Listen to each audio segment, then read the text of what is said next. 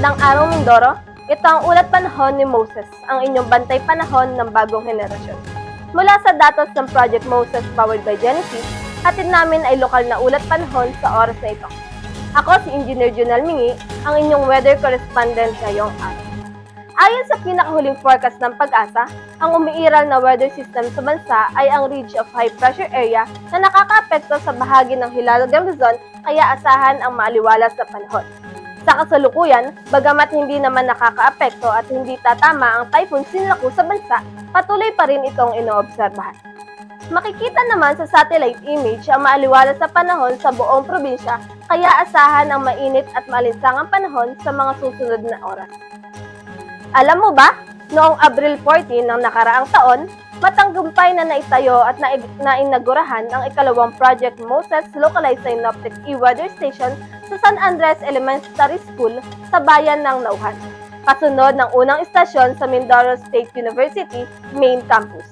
Sa pagtutulungan ng DOST Mimaropa, LGU at MDRRMN ng Nauhan, Department of Education at Mindoro State University, na isakatuparan ang proyektong ito upang mapalakas ang kahandaan ng komunidad laban sa mga panganib na dulot ng panahon.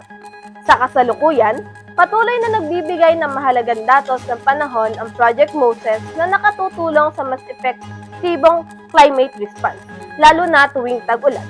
Ganon din, ang official na website ng Project Moses ay naka-integrate sa kanilang weather monitoring system upang mapalakas ang real-time data access at maayos sa pagpapalaganap ng impormasyon. Dahil dito, patuloy na nakapagtatala ang Project Moses powered by Genesis ng aktwal na datos ng panahon, lalo na sa heat index mula sa specific na lokasyon ng localized weather station sa bayan ng Victoria at ng Nauhan.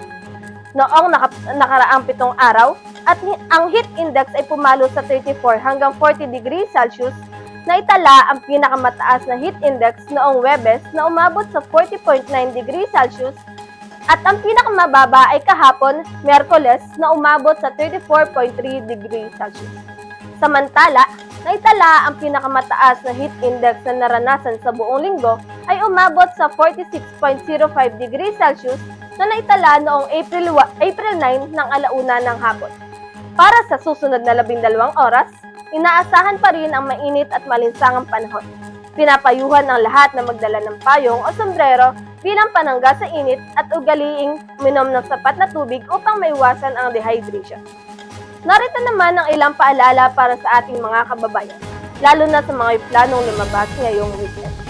Para sa mga may outdoor activities, makabubuting magdala ng payong o sombrero upang maprotektahan laban sa matinding sikat ng araw. Magsuot ng magagaan at preskong damit at panatilihing hydrated sa pamamagitan ng regular na pag-inom ng tubig. Para naman sa ating mga magsasaka, mainam ang panahon para sa pagbibilad ng mga ani gaya ng palay. Subalit mahalaga pa rin pangalagaan ng sarili laban sa matinding init.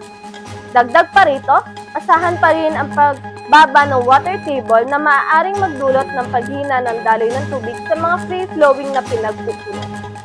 Ang datos na kinokolekta ng Project Moses powered by Genesis ay mula sa aktwal na developed weather station na nakatayo sa Minso Main Campus at San Andres Elementary School. Ito ay site-specific at nagpapakita ng aktwal na kondisyon ng panahon sa lokasyon. Iyan muna ang ating weather update.